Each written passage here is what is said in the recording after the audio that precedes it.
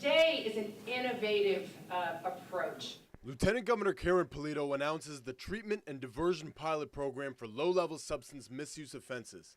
The Baker-Polito administration will collaborate with the Worcester Police Department and the DA's office to support an innovative approach to fighting the opioid epidemic.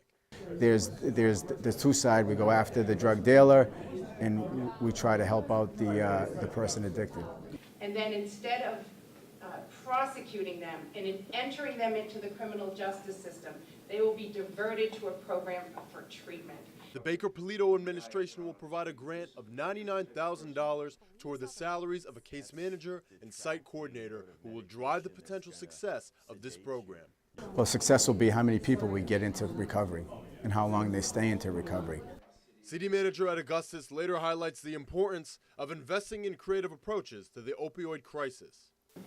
So you have to innovate. You have to make it up as you go along. You have to learn very quickly, and you have to try new and different things, hoping that they can make a difference. Even with a chance of failure, District Attorney Early expresses his confidence in the success of this new opportunity.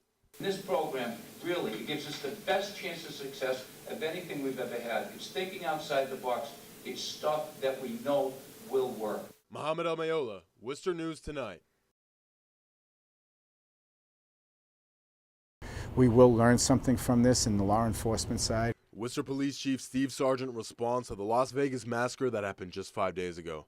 Chief Sargent, along with City Manager Edward Augustus, share ways in which the City of Worcester has prepared for potential active shooters. We have these events where we had them at the DCU Center where we practice, extraditing people, getting people out, saving people. We also have invested a lot of money in the latest technologies, whether it be the Real-Time Crime Center or ShotSpotter. While Worcester continues to prepare and invest in extensive training, the Las Vegas massacre introduces another variable that law enforcement will have to consider: the outdoors.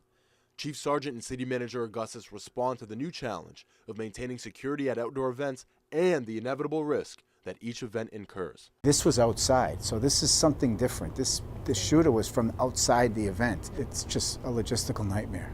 But there's probably no way that we can make things perfectly safe. It's just the nature of the world that we're living in now. Even with the uncertainty that accompanies security maintenance, the city manager says he has full faith in the preparation of the Worcester Police Department.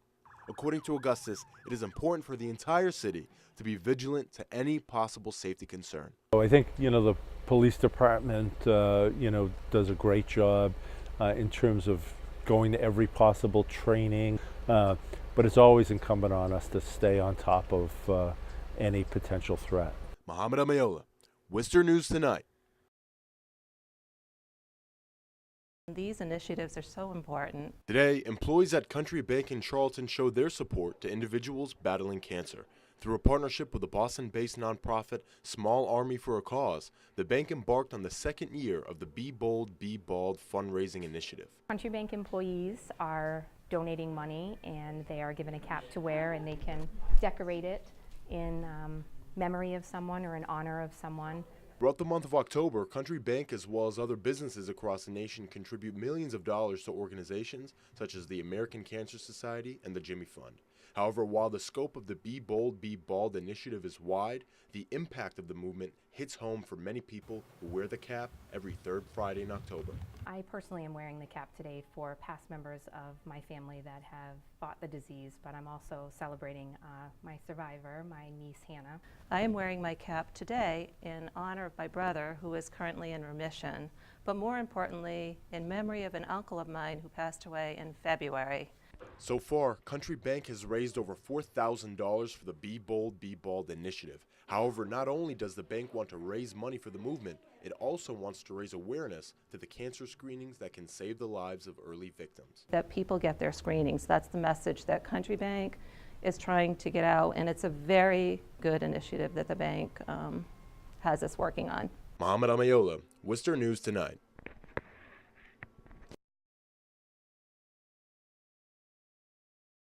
Opportunity that not a lot of people received, of course, before, since they just brought it to Worcester. North High School senior Jose Pizarro talks about a new educational pilot program in Worcester known as the 100 Males to College Initiative. With a partnership between the Worcester Public Schools, Becker College, and Worcester State University, the program seeks to improve the lives of youth struggling to access college. I didn't know what I was gonna do, but of course God was good enough for me to get presented this opportunity, and so of course I took it. This program is part of a larger initiative from the Baker-Polito administration to innovate the Massachusetts public education system. One program coordinator, Kevin Karanja, explains the opportunities and resources offered to the 100 Worcester High School students. So we had classes, we had workshops, then an opportunity to do enrollment classes. We had teachers who acted as student allies in the schools. We had mentors, different mentors, college students. While this program is primarily intended to serve Latino and African American students, Karanja says the scope of the initiative is much larger. So it wasn't just for minority students, it was also for first generation, low income, and most of our Atlanta students, and mostly male. Students involved in the initiative say they are more motivated to pursue their dreams and aspirations. Pizarro, a hopeful Marine Corps automotive engineer, as well as South High School senior Gerardo Sanchez, encourage other high school students to make the most of this promising opportunity. It was very awesome, you know, it kind of made me want to look even more forward to want to set more goals for myself and to achieve them, you know, to know exactly where I want to go, to have these mentors and sit down with them one-on-one. Well, take advantage of the classes and the experience of it. Like, you get to meet new people, you get the support of everybody else, and they're really helpful with everything.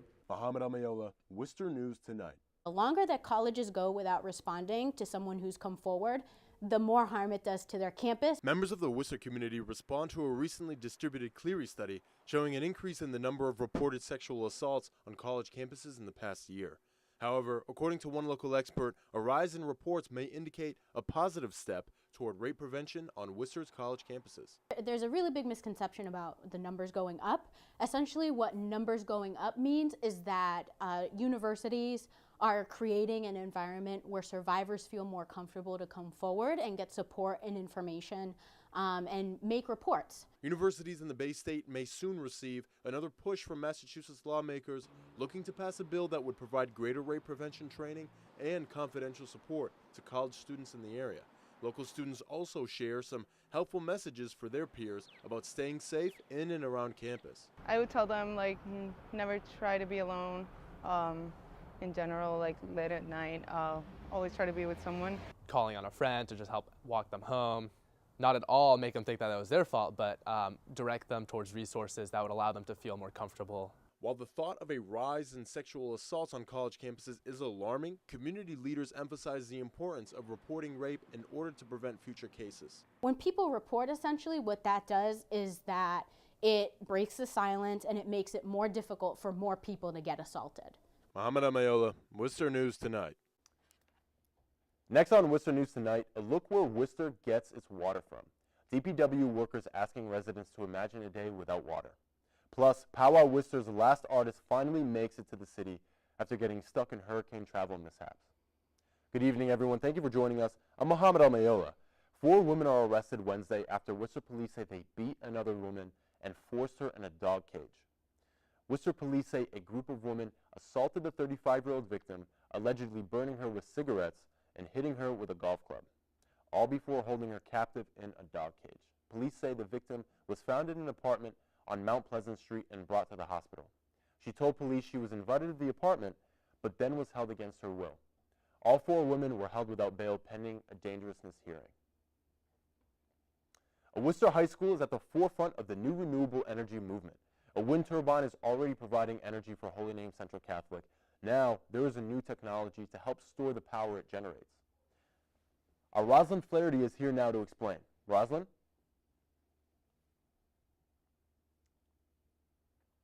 The Pawtucket Red Sox are looking for a new ballpark, but it appears the team may want to stay in Rhode Island. The Paw Sox posting a video on their Facebook page with the message, "Keep the Paw Sox home."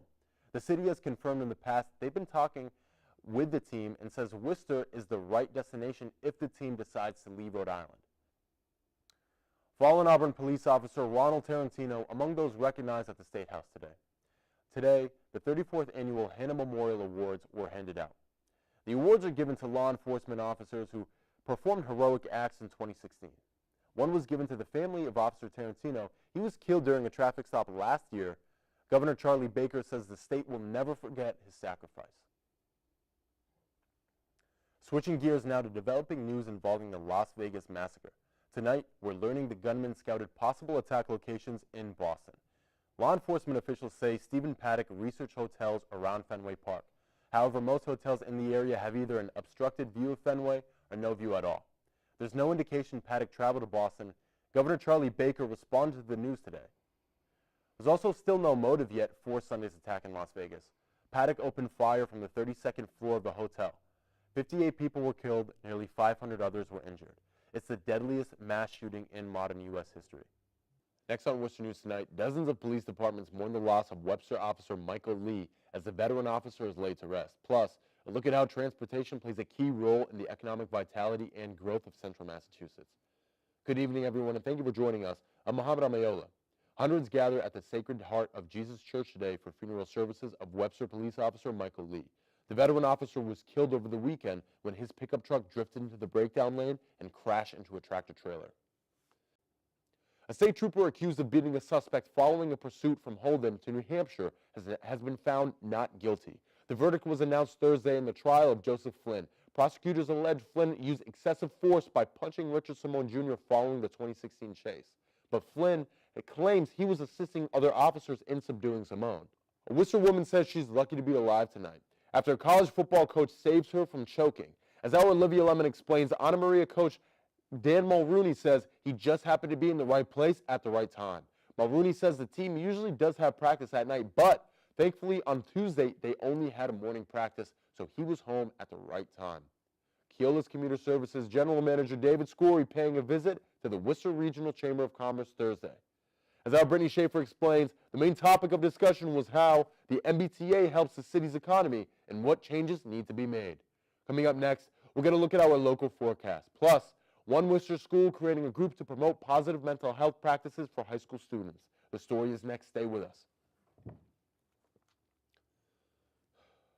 Welcome back. According to the National Institute of Health, an estimated 1 in 10 children between the ages of 5 and 16 live with a diagnosable mental disorder, but more than half do not seek treatment. The Bancroft School in Worcester is hoping their Frame of Mind group can help address those numbers. Our Catherine Angioli joins us live now with more on what the group does. Catherine, on what the group does. Catherine? In honor of Breast Cancer Awareness Month, hundreds gathered in Worcester to light candles and hear the stories of survivors. Their mission to give hope to those impacted by the disease. Candles line the Hanover Theater as a way to support women's cancer research and patient care. Hosted by Pink Revolution, the night allows survivors to share their experiences with cancer. According to the breastcancer.org, roughly 40,000 women are expected to die this year of the disease. Organizers say events like Wednesday spread awareness and bring hope. A state trooper accused of beating a suspect following a pursuit from Holden to New Hampshire has been found not guilty. The verdict was announced Thursday in the trial of Joseph Flynn. Prosecutors allege Flynn used excessive force by punching Richard Simone Jr. following the 2016 chase. But Flynn claims he was assisting other officers in subduing Simone. An early morning fire in Worcester completely destroys a vacant home. The Worcester Fire Department says flames broke out at around 4:30 this morning. The house sits off the road on Heman Street. The State Fire Marshal's office was on scene around 10:30 this morning. The cause of the fire is under investigation, but fire officials say it could be suspicious since the home has been empty for years. Crews are trying to get an excavator to the site to help knock down more of the building so investigators can find a cause.